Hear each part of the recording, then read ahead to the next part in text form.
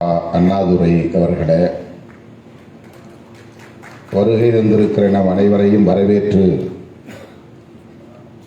உரையாற்றி சிறப்பித்திருக்கிற துவக்கு இலக்கிய அமைப்பின் ஒருங்கிணைப்பாளர் கவிஞர் இசாக் அவர்களே, இந்த கவிதை நூலை அறிமுகம் செய்து சிறப்புரை வழங்கி அமர்ந்திருக்கிற மார்க்சிஸ்ட் கம்யூனிஸ்ட் கட்சியின் மைய சென்னை மாவட்ட செயலாளர் தோழர் ஜி செல்வா அவர்களே, கருத்துரை வழங்கி இந்நிகழ்வுக்கு சிறப்பு சேர்த்திருக்கிற சேது பாஸ்கரா கல்விக் குழுமத்தின் தலைவர் டாக்டர் சேது குமணன் அவர்களே, இயக்குனர் செழியன் அவர்களே, இந்த நூல் ஆசிரியர் விழா நாயகர் கவிஞர் ஜோசப் ராஜா அவர்களே மற்றும் இந்த நிகழ்வில் பங்கேற்று இதனை சிறப்பித்துக் கொண்டிருக்கிற தமிழ் சொந்தங்களே, மாந்தநேய சக்திகளே, உங்கள் அனைவருக்கும் என்னுடைய பணிவார்ந்த வணக்கத்தை தெரிவித்துக் கொள்கிறேன். இந்த வரலாற்று சிறப்பு வாய்ந்த விழாவில்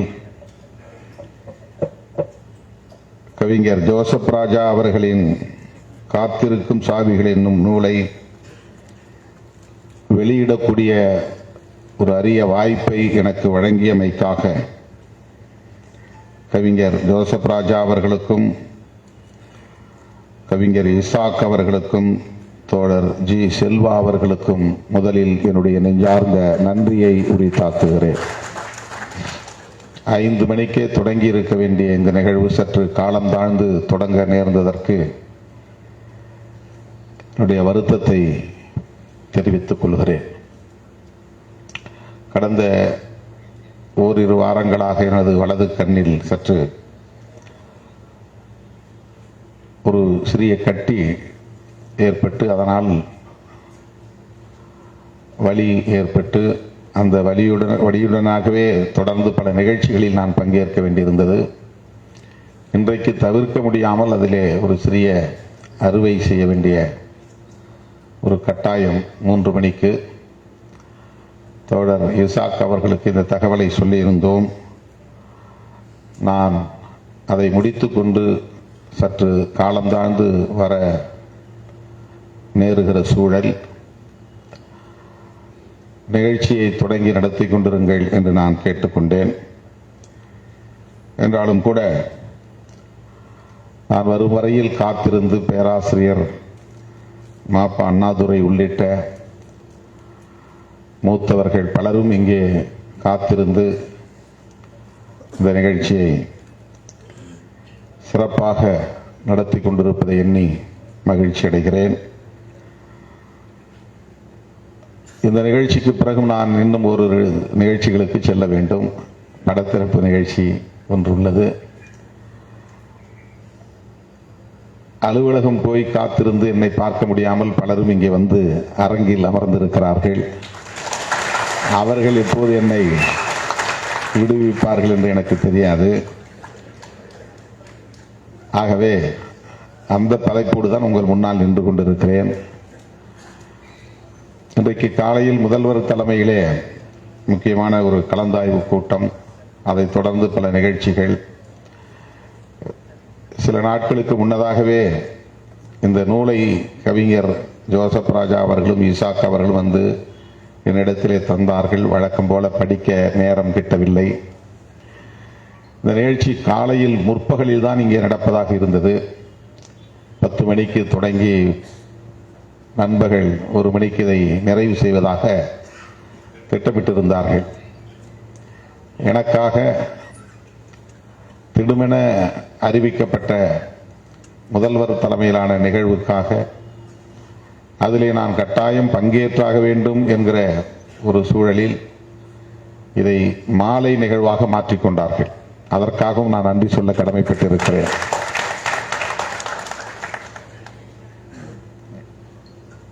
அந்த அளவுக்கு பொறுமையோடு நான் பங்கேற்க வேண்டும் என்கிற ஆவலோடு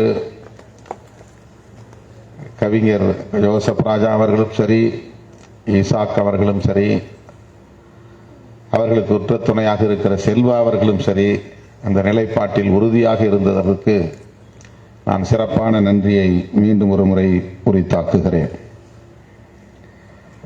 தோழர் ஜோசப் ராஜா அவர்கள் ஏற்கனவே 10க்கும் மேற்பட்ட நூல்களை வெளியிட்டிருக்கிறார். அதில் 8க்கும் மேற்பட்ட நூல்களை ஈசாக் அவர்கள் வெளியிட்டிருக்கிறார். அவர்களுக்கிடையே அந்த அளவுக்கான ஒரு தோழமை. இந்த நூல் குறித்து எனக்கு முன்னர் பேராசிரியர் மாப்பா அண்ணாதுரை உள்ளிட்ட கருத்தாளர்கள் அனைவரும் எடுத்துரைத்திருக்கிறார்கள். நான் இங்கே வந்து அமர்ந்து சில பக்கங்களை புரட்டி பார்த்தேன். கவிதைகளை படித்தேன் என்பதை விட அவர் எழுதியிருக்கிற முன்னுரையை படித்தேன். ஏற்கனவே இந்த நூல் வெளியாகியிருந்தது. 20 கவிதைகளை கொண்ட ஒரு முதல் பதிப்பு வெளிவந்து தொடர்ந்து அவர் எழுதிய பிற கவிதைகளையும் இணைத்து அடுத்த பதிப்பாக இது வந்திருக்கிறது. மார்க்சிஸ்ட் கம்யூனிஸ்ட் கட்சியின் சார்பில் நடைபெற்ற பொதுக்கூட்டம் ஒன்றில் ஏற்கனவே இந்த கவிதை வாசிக்கப்பட்டிருக்கிறது. இந்த கவிதையை வாசித்தவர்கள் ஏற்கனவே இதற்கான ஒரு விமர்சன கூட்டத்தையும் நடத்தியிருக்கிறார்கள். அந்த அளவுக்கு இந்த கவிதை நூல் கருத்தியல் வட்டத்தில் முக்கியத்துவம் பெற்றிருக்கிறது. மாந்தநேயம் உள்ளவர்களிடையே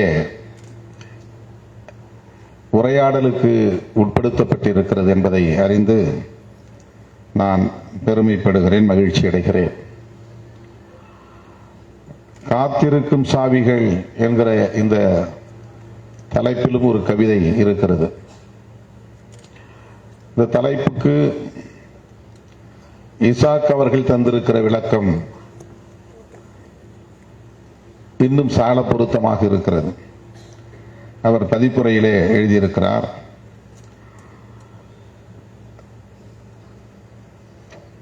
தோழர் ஜோசப் ராஜாவின் காத்திருக்கும் சாவிகள் கவிதை தொகுப்பு சில மனித இதயங்களையாவது திறக்கும் என்கிற நம்பிக்கையோடு இதை வெளியிடுகிறோம் என்று அவர் பதிவு செய்திருக்கிறார்.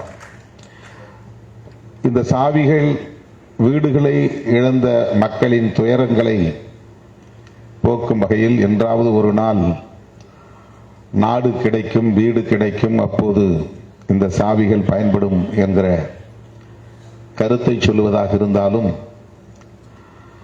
இப்படிப்பட்ட பெரும் துயரங்கள் அரங்கேறுகிற போது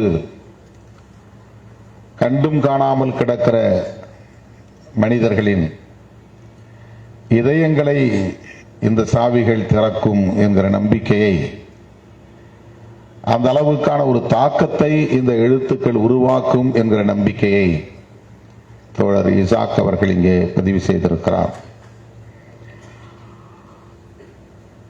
கவிஞர் ஜோசப் ராஜாவின் கவிதையிலும் அதை ஆங்காங்கே வெளிப்படுத்தி இருக்கிறார். மனசாட்சி என்ற ஒன்று இருக்கிறதா உலகில், இன்னும் அது உயிர்ப்புடன் இருக்கிறதா என்கிற கேள்வியை தன்னுடைய எழுத்திலே பதிவு செய்திருக்கிறார். தலைவர்கள் பேசிக்கொண்டே இருக்கிறார்கள் என்கிற தலைப்பிலே இன்னொரு கவிதை. அந்த கவிதையில் இங்கே மக்களை பாதுகாப்பதற்கும் மனிதத்தை பாதுகாப்பதற்கும் பொறுப்புள்ள தலைவன் இல்லை என்கிற வேதனையை வெளிப்படுத்துகிற கவிதையாக இருக்கிறது. தலைவர்கள் பேசிக்கொண்டே இருக்கிறார்கள், ஆனால் செயல்படக்கூடியவர்களாக இல்லை, மக்களை பாதுகாக்கக்கூடியவர்களாக இல்லை என்கிற வழியை இங்கே பகிர்ந்திருக்கிறார். கவிஞருடைய எழுத்துக்கள் நமக்கு என்ன சொல்ல வருகின்றன என்று பார்க்கிற போது, போர் கூடாது, யுத்தம் கூடாது, இங்கே வெறுப்பு விதைக்கப்படுகிறது. சாதியின் பெயரால், மதத்தின் பெயரால், இனத்தின் பெயரால், தேசத்தின் பெயரால் வெறுப்பு அரசியல் தொடர்ந்து விதைக்கப்படுகிறது. அந்த வெறுப்பு அரசியல் கூடாது என்பதை அவர் தன்னுடைய கவிதையில் பதிவு செய்திருக்கிறார். வெறுப்பும் யுத்தமும் என்கிற அந்த கவிதையில் அவர் தன்னுடைய ஆதங்கத்தை பதிவு செய்திருக்கிறார்.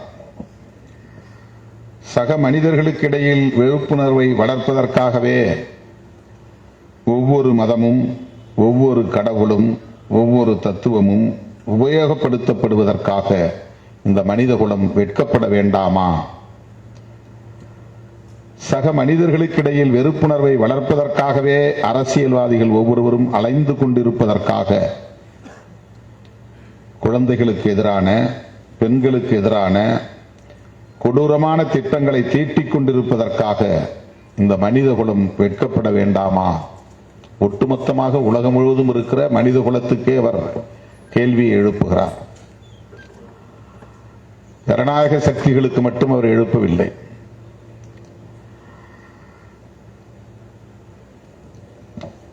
இந்த வெறுப்பின் வார்த்தைகளை இன்னுமா கேட்கவில்லை உங்கள் காதுகள்?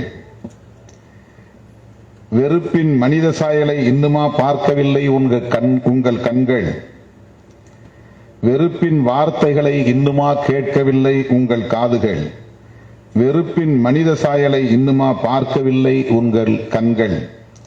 பாருங்கள் பிணக்குவியல்களை. அன்றிலிருந்து இன்று வரையிலும் வெறுப்பே இனப்படுகொலையின் தோற்றுவாயாக இருப்பதை பாருங்கள்.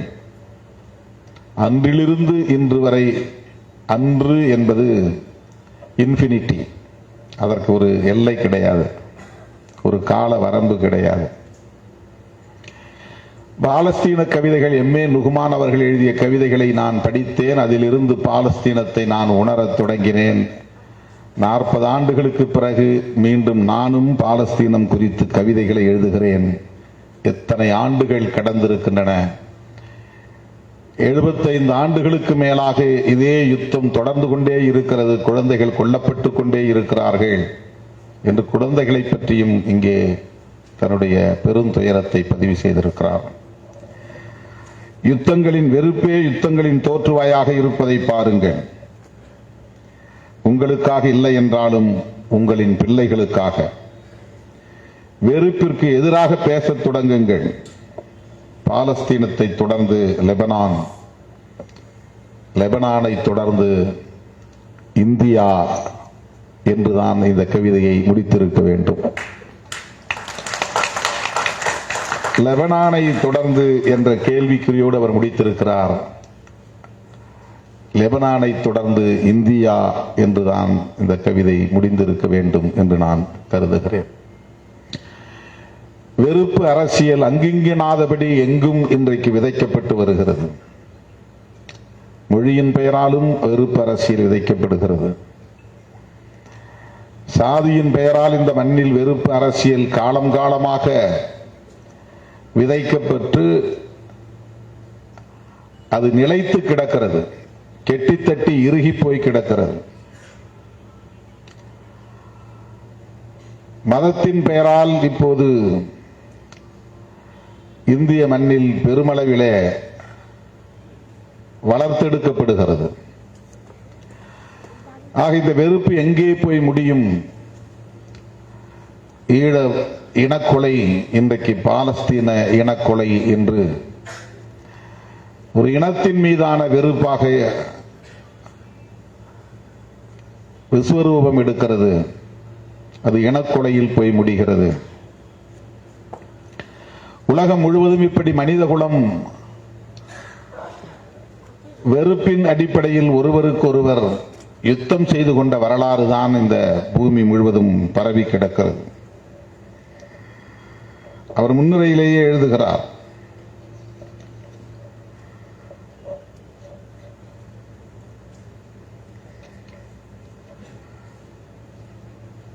யுத்தம் எவ்வளவு கொடுமையானது, பல்லாயிரம் வருடங்களாக இந்த பூமியின் காதுகள் இந்த கவிதைகளை கேட்டுக்கொண்டே இருக்கின்றன. பல்லாயிரம் வருடங்களாக இந்த பூமியின் தோளில் கவிதைகள் எழுதப்பட்டுக் கொண்டே இருக்கின்றன. வரலாற்று தொடர்ச்சி நிற்கப் போகிறோமா இல்லை விலகப் போகிறோமா என்பதைத்தான் நாம் முடிவு செய்ய வேண்டும். இந்த கவிதைகள் என்று சொல்லுவது யுத்தம் வேண்டாம் என்கிற கவிதைகள் இந்த பூமியின் காதுகளில் ஒலித்துக் கொண்டே இருக்கின்றன. இந்த பூமியின் தோலில் எழுதப்பட்டுக் கொண்டே இருக்கின்றன.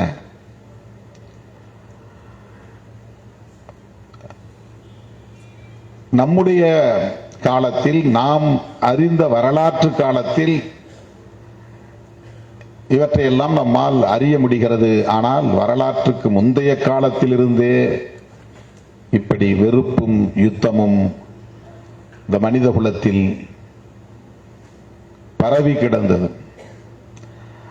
அந்த வெறுப்பை தணிக்க வேண்டும் என்கிற ஒரு பக்க விளைவாக தோன்றிய மகான்கள் தான் கௌதம புத்தர், நபிகள் நாயகம், இயேசு பெருமான் போன்ற மாமனிதர்கள். இவர்கள் வெறும் மதங்களை தோற்றுவிக்க வந்தவர்கள் அல்ல, கடவுள் நம்பிக்கையை விதைக்க வந்தவர்கள் அல்ல, புராண நம்பிக்கைகளை பரப்ப வந்தவர்கள் அல்ல. இன்றைக்கு மதத்தை வழிநடத்தக்கூடியவர்கள் இடைச்செருகல்களாக இவற்றையெல்லாம் வளர்த்தெடுத்திருக்கிறார்கள். ஆனால் இந்த மாமனிதர்களின் நோக்கம் இந்த மண்ணில் வெறுப்பு வேண்டாம், யுத்தம் வேண்டாம் என்பதுதான். மனிதகுலம் அமைதியாக வாழ வேண்டும், அதற்கு அன்புதான் அடிப்படையானது என்று சொல்ல வந்தவர்கள்தான். வெறுப்பும் யுத்தமும் உருவாக்கிய பக்க விளைவுகளாக தோன்றியவர்கள் தான் இந்த மாமனிதர்கள். மதங்களை நாம் ஒட்டுமொத்தமாக வெறுப்புக்கான தோற்றுவாயாக மட்டும் பார்த்துவிட முடியாது. அது மக்களை திசை திருப்புகிறது, மடைமாற்றுகிறது, மயக்குகிறது, மூட நம்பிக்கைகளை பரப்புகிறது என்பது 100 விழுக்காடு உண்மைதான் என்றாலும் மதத்தின் அடிப்படை நோக்கம், இந்த மாமனிதர்களின் மகான்களின் அடிப்படை நோக்கம் வெறுப்பு வேண்டாம், யுத்தம் வேண்டாம் என்பதாகத்தான் இருந்தது.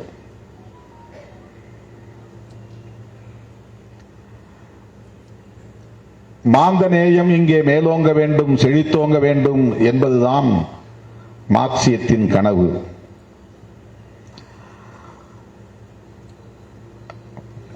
மார்க்சியம் செழுமை பெறுகிற போது பாசிசத்தை வீழ்த்துவதற்கான யுத்தத்தை நடத்த வேண்டிய தேவை வருகிறது. இங்கேயும் யுத்தம் என்பது தவிர்க்க முடியாததாக மாறுகிறது.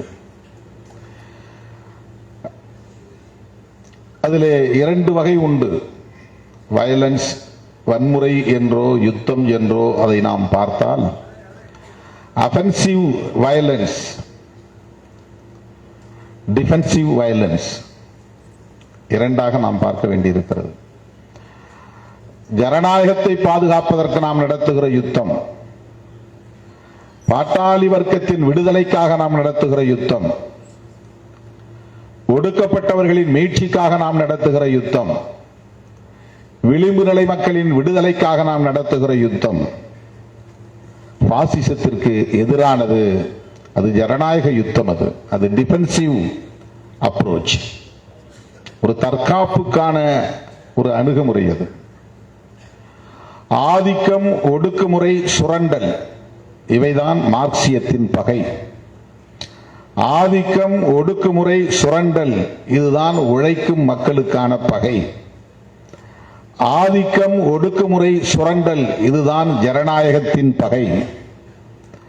ஆதிக்கம் எந்த பெயரில் இருந்தாலும், வடிவத்தில் இருந்தாலும் அதை எதிர்த்து தகர்த்து சிதைக்க வேண்டும் என்பதுதான் மார்க்சியத்தின் அடிப்படை. அந்த மார்க்சியத்தை முழுமையாக உள்வாங்கியதால் பாலஸ்தீனத்தில் நடக்கும் கொடூரத்தை கண்டும் காணாமல் கடந்து போக முடியாமல் கண்ணீராக சிந்தி கவிதைகளாக நம்மிடத்தில் ஒப்படைத்திருக்கிறார் ஜோசப் ராஜா. மார்க்சியத்தை உள்வாங்கியவர்களால் மட்டுமே இப்படி இயங்க முடியும் என்று ஈசாக் அவர்களும் தன்னுடைய பதிப்புரையிலே ஜோசப் ராஜாவின் உணர்வுகளை பற்றி மதிப்பீடு செய்திருக்கிறார். இந்த யுத்தங்களை நிறுத்துவதற்கு என்ன செய்ய வேண்டும் என்ற விடையும் அவர் தருகிறார். முதலாளித்துவத்தை வீழ்த்த வேண்டும் என்று இங்கே மார்க்சியத்தின் பார்வையில் பதிவு செய்திருக்கிறார். முதலாளித்துவம் இங்கே என்னென்ன வடிவங்களில் இருக்கிறது? நிலப்பரப்புகளும் தரகு முதலாளிகளும் பெருமுதலாளிகளும் மட்டுமே முதலாளித்துவத்தின் அடையாளங்களாக இருக்கிறார்களா என்றால் அதையும் தாண்டி வெறுப்பை விதைக்கிற அனைவருமே முதலாளித்துவத்தின் அடையாளங்களாகத்தான் இருக்கிறார்கள், பாசிசத்தின் அடையாளங்களாகத்தான் இருக்கிறார்கள். அது மொழி அடிப்படையில் இருந்தாலும், பாலினத்தின் அடிப்படையில் இருந்தாலும், சாதியின் அடிப்படையிலே இருந்தாலும் அவர்கள் நிலப்பரப்புகளாக இருக்க வேண்டும் என்றில்லை, முதலாளிகளாக இருக்க வேண்டும் என்றில்லை. பாசிசத்தின் கூறுகள் அடங்கிய ஒவ்வொன்றும் முதலாளித்துவத்தினுடைய பாதிப்புகளை ஏற்படுத்தும். தேசம் என்கிற பெயரில் நடக்கிற தேசியவாதம் எல்லா தேசங்களிலும் முன்வைக்கப்படுகிற முக்கியமான ஒரு அரசியல்.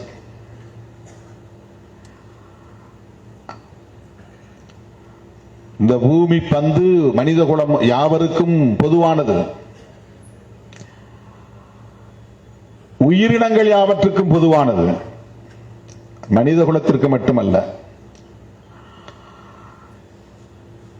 இந்த பிரபஞ்சத்தில் பூமி மட்டும்தான் உயிரினங்களுக்கானதாக இருக்கிறது இதுவரையில் கண்ட அறிவியல் ஆய்வின்படி.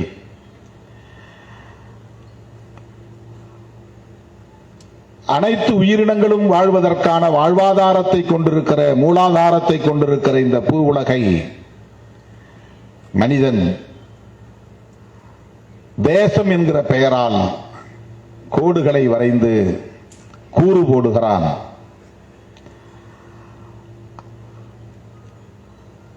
அது தேசம் என்கிற தேசியவாதத்தோடு இணைத்து முன்னெடுக்கப்படுகிறது. 33 கோடி மக்கள் தொகை கொண்ட அமெரிக்கர்களுக்கு இந்தியாவை போல பல மடங்கு பரப்பளவு உள்ள நிலம் சொந்தமாக இருக்கிறது. 150 கோடி மக்கள் தொகை கொண்ட இந்தியாவுக்கு எவ்வளவு நிலப்பரப்பு இருக்கிறது என்பதை நாம் ஒப்பீடு செய்து பார்க்க வேண்டியிருக்கிறது.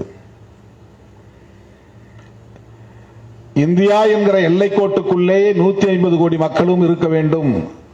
இன்னும் 10 ஆண்டுகளுக்கு பிறகு அது 180 கோடியாக கூட உயரும்.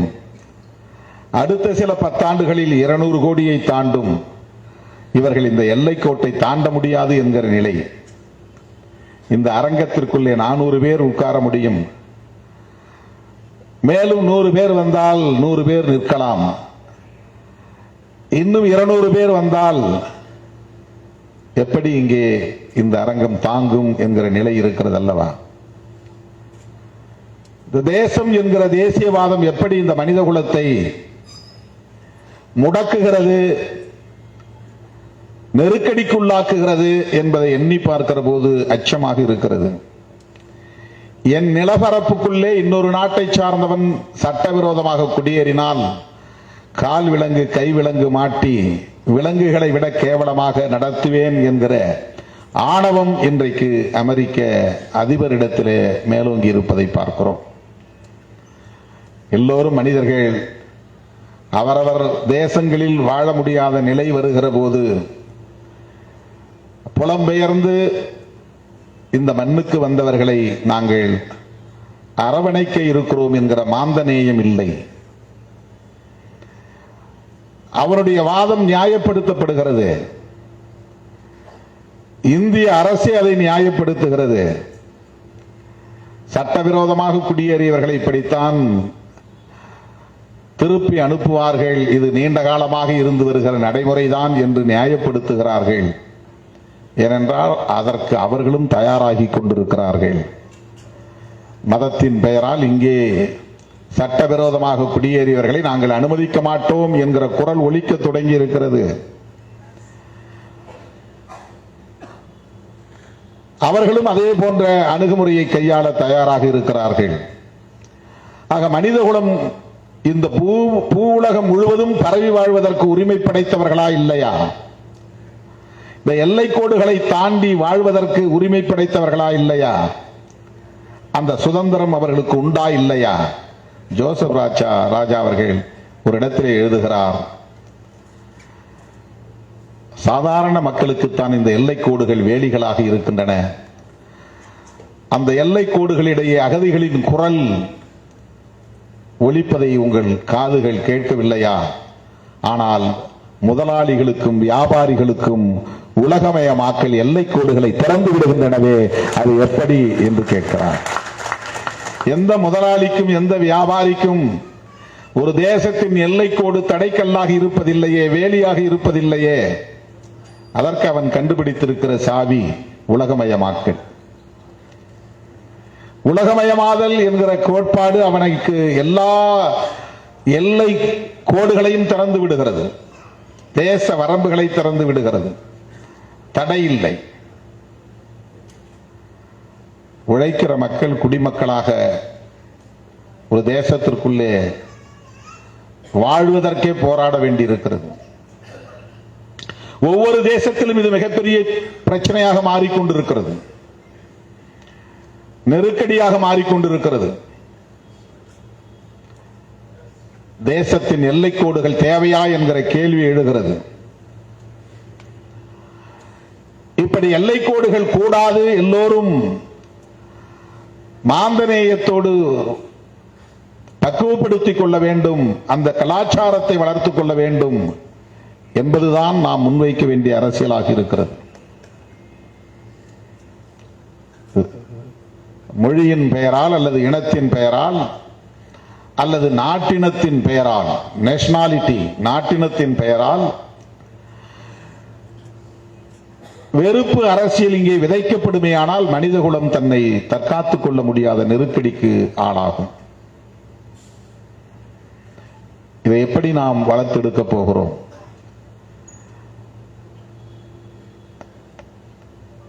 உலகில் எவ்வளவு பெரிய தத்துவ ஞானிகள் தோன்றியிருந்தாலும் இதற்கு விடை சொன்ன தமிழ் அறிஞன் ஒரு கோட்பாட்டு சாவியை நமக்கு தந்திருக்கிறான். அதுதான் யாதும் ஊரே யாவரும் கேளீர் என்பதாகும். இந்த இரண்டு சொற்கள் மார்க்சியத்தையும் விட மேலோங்கி இருப்பதாக நான் பார்க்கிறேன். அதன் ஆழமான கருத்தை உள்வாங்கி இருப்பதாக நான் பார்க்கிறேன். 1.25 வரி திருக்குறளை விடவும் இது மிகவும் சிறந்ததாக நான் பார்க்கிறேன். யாதும் ஊரே யாவரும் கேளீர். பூ உலகம் முழுவதும் எந்த தேச எல்லைகளும் வேண்டாம், எல்லோரும் என் ஊரே என்கிற உணர்வு, எல்லா ஊரும் என் ஊரே என்கிற உணர்வு, எல்லோரும் என் உறவினர்களே என்கிற உணர்வு இங்கே வளர்த்தெடுக்கப்பட வேண்டும். அந்த உணர்வு மேலோங்கி இருந்தால் பாலஸ்தீனத்தில் இந்த கொடூரம் நிகழாது, அதை நியாயப்படுத்துகிற குரலும் ஒலிக்காது. இதுதானே ஈழத்திலும். அங்கே சகோதரத்துவம் இருந்தால் ஏன் தனி ஈழம் என்கிற கேள்வி, அந்த விடை, அந்த கோரிக்கை எழுகிறது. சகோதரத்துவம் இருந்தால், மாந்தநேயம் இருந்தால், அன்பு விதைக்கப்பட்டிருந்தால், உனக்கு ஒரு நாடு எனக்கு ஒரு நாடு என்று அந்த தீவை பங்கு போட்டுக் கொள்ள வேண்டும் என்கிற தேவை எங்கிருந்து எழுகிறது? சிங்கள பௌத்த பேரினவாதத்தின் கொடூரமான ஒடுக்குமுறைகளில் இருந்தும் ஆதிக்கம் ஆக்கிரமிப்புகளில் இருந்தும் தான் தன்னை தற்காத்துக் கொள்வதற்கான ஒரு பக்க விளைவாக எல்டிடி என்கிற இயக்கம் உருவாக்குகிறது. அது ஒரு சைடு எஃபெக்ட், அது ஒரு டிஃபென்சிவ் மோட், ஒரு தற்காப்புக்கான ஒரு முயற்சி அது. ஆனால் உலகம் அவர்களை பயங்கரவாதிகள் என்கிறார்கள். உண்மையிலேயே பயங்கரவாதத்தை கட்டவிழ்த்து விட்டவர்களை நட்பு சக்தியாக அரவணைக்கிறார்கள். இஸ்ரேலை நட்பு சக்தியாக பார்க்கிறது ஏகாதிபத்திய நாடுகள். ஹமாஸ் இயக்கத்தை பயங்கரவாத இயக்கமாக சித்தரிக்கிறார்கள்.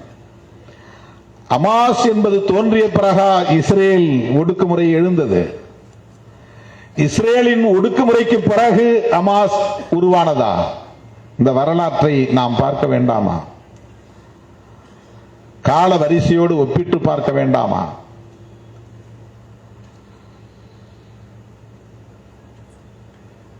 அஃபென்சிவ் அப்ரோச் என்பது வேறு, டிஃபென்சிவ் அப்ரோச் என்பது வேறு. பருந்து அல்லது கழுகு தன்னுடைய இரையை தேட வேண்டும் என்று பறந்து வருகிற போது மேய்ந்து கொண்டிருக்கிற கோழி குஞ்சுகளை கவ்வி தூக்குகிறது தன்னுடைய கூரிய நகங்களால். அப்போது தாய் கோழி அந்த பருந்தை எதிர்த்து குஞ்சுகளை காப்பாற்ற போராடுகிறது. உலகம் கோழியை பார்த்து வன்முறை செய்கிறது என்று சொல்லுகிறது. தாய்க்கோழியை பார்த்து பயங்கரவாதி என்று சொல்லுகிறது. பருந்து கழுகு அவர்களுக்கு நட்பு சக்தியாக தெரிகிறது. இன்றைக்கு உலகத்தின் பார்வை இப்படித்தான் இருக்கிறது.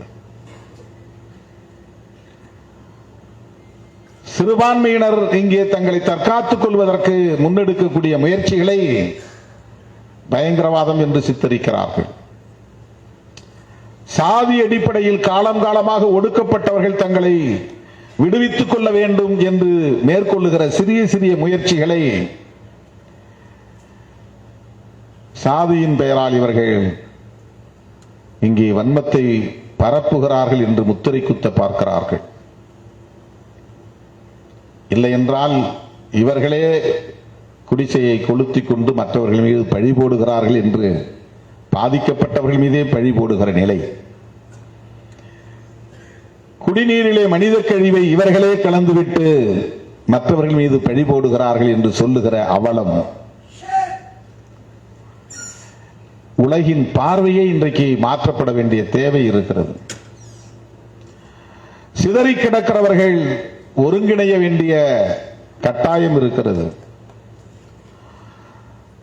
பாதிக்கப்பட்டவர்களின் பக்கம் நின்று பேச வேண்டிய அரசியல் இங்கே தேவைப்படுகிறது.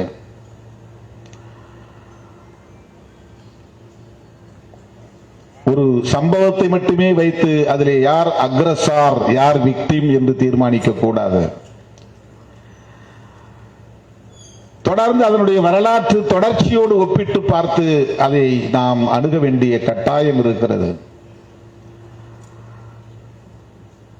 இந்த பார்வையை சொல்லித் தருவதற்கான அரசியல் தான் மார்க்சியம் என்பதாகும். பாதிக்கப்பட்டோரின் பக்கம் நின்று அவர்களுக்காக பேசுவது என்பதுதான் மார்க்சியம்.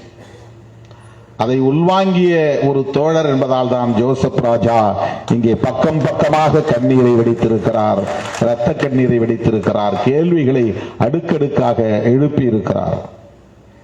தோழர்களே,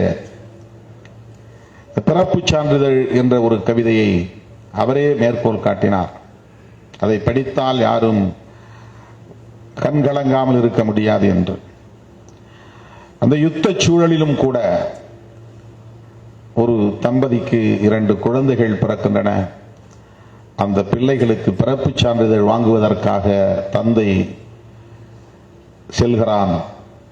பிறப்புச் சான்றிதழை வாங்கிக் கொண்டு அவன் திரும்புகிற போது அவனுக்கு ஒரு அழைப்பு வருகிறது. அந்த அழைப்பை யார் செய்தானோ அவனால் என்ன நடந்தது என்று சொல்ல முடியவில்லை என்று அந்த துயரத்தை பதிவு செய்து கொண்டே வருகிற போது அவன் பிறப்புச் சான்றிதழோடு வருகிறான். வீட்டுக்கு வந்து பார்த்தால் வீடு இருந்த இடம் தெரியவில்லை, தரைமட்டமாகிவிட்டது. வீடு தரைமட்டமாகிவிட்டால் அங்கே இருந்த மனைவி பிள்ளைகள் என்ன ஆனார்கள்? புகையாகி போனார்கள். அப்போது அவன் மனம் எப்படி பதைத்திருக்கும் என்பதை பதைப்போடு பதிவு செய்திருக்கிறார் ஜோசப் ராஜா. அதுதான் அந்த கவிதை. காட்டு மிராண்டிகளால் சுடுகாடாக மாற்றப்பட்டுக் கொண்டிருக்கும் காசாவில் வசித்துக் கொண்டிருக்கும் அபு அல் ஹுசாமிற்கு அல்லாவின் கிருபையால் இரட்டை குழந்தை பிறக்கிறது. அந்த துயரத்திலும் அப்படி ஒரு மகிழ்ச்சி நிறைத்துக் கொள்கிறது அந்த வீட்டை. ஓயாத குண்டு சத்தங்களுக்கு இடையில் அந்த குழந்தைகளின் அழுகை இசையாய் இசையாய் இசையாகவே இசைத்துக் கொண்டிருக்கிறது. அந்த பிஞ்சு குழந்தைகளை கொஞ்சுகிறாள் தாய், கொஞ்சுகிறான் தகப்பன், கொஞ்சுகிறாள் பாட்டி. குழந்தைகள் கொஞ்சப்பட வேண்டியவர்கள் என்பது ஒரு முட்டாளுக்கும் கூட தெரியும் என்று தான் நினைத்திருந்தேன். 4 நாட்கள் கழித்து குழந்தைகளின் பிறப்புச் சான்றிதழை வாங்குவதற்காக அரசு அலுவலகம் செல்கிறான் அபு அல் ஹுசாம். பிறப்புச் சான்றிதழை மகிழ்ச்சியோடு வாங்கியவனுக்கு பக்கத்து வீட்டுக்காரரிடமிருந்து அழைப்பு வருகிறது. சொல்ல முடியாமல் தவிக்கிறார் அழைத்தவர். கேட்க முடியாமல் துடித்தவன் பிறப்புச் சான்றிதழோடு விரைகிறான். அவனால் நம்ப முடியவில்லை. சில மணி நேரங்களுக்கு முன்னால் அங்கிருந்து அவனுடைய வீட்டிலிருந்து தான் புறப்பட்டிருந்தான்.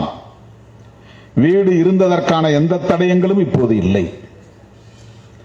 அப்படி என்றால் அம்மா, அப்படி என்றால் மனைவி, அப்படி என்றால் 2 குழந்தைகள், அவ்வளவுதான். அந்த காட்சியை அதற்கு மேல் விவரிக்காமல் அப்படியே விட்டுவிடவே நினைக்கிறேன்.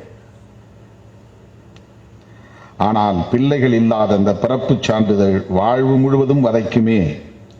நாசமாய் போகட்டும் யுத்த வெறியர்கள், நாசமாய் போகட்டும் யுத்த வெறியர்கள் என்று ஜோசப் ராஜா இந்த கவிதையை முடிக்கிறார்.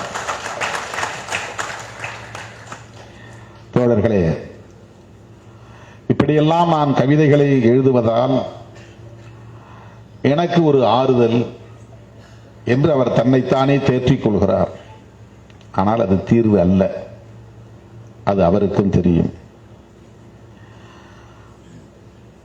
அவர் என்ன உணர்வை பெற்றிருக்கிறாரோ அந்த உணர்வு நமக்குள்ளும் முகிழ்க்க வேண்டும், துளிர்விட வேண்டும் என்று அவர் விரும்புகிறார்.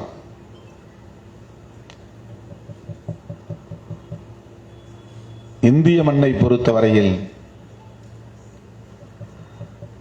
மனிதம் என்பது முற்றாக சிதைந்து கிடக்கிறது. யாவற்றையும் சாதி பார்த்தே அணுகுகிற அவலம் இங்கே காலம் காலமாய் கோலோச்சி கொண்டிருக்கிறது. எனவே குடிசைகள் எரிந்தால் எந்த சாதிக்காரன் குடிசைகள் என்று பார்த்துவிட்டு அவன் அதை பற்றி சிந்திக்கிறான். பிள்ளைகள், சிறுமிகள் பாதிக்கப்பட்டால் அது எந்த சாதி வீட்டு பிள்ளை என்று பார்த்துவிட்டு அது பற்றி அவன் கருத்து சொல்ல விரும்புகிறான். இப்படிப்பட்ட இந்த சமூக கட்டமைப்பில் இவற்றையெல்லாம் தாண்டி மாந்தநேயத்தோடு நாம் இதை அணுக வேண்டும் என்கிற உணர்வு ஜோசப் ராஜா போன்ற இளைஞர்களின் உள்ளத்திலே துளிர்விட்டிருக்கிறது என்றால் அது அவர் உள்வாங்கிய அரசியல்தான், மார்க்சிய அரசியல்தான் என்பதை நம்மால் உறுதிப்படுத்த முடிகிறது. அந்த அரசியல் இங்கே வலுப்பெற வேண்டும், செழுமை பெற வேண்டும். அதற்கு நாம் அனைவரும் ஒருங்கிணைந்து களவாடுவோம் என்று சொல்லி வாய்ப்புக்கு நன்றி கூறி, கவிஞரை பாராட்டி வாழ்த்தி வாய்ப்புக்கு நன்றி கூறி முடிக்கிறேன். நன்றி, வணக்கம்.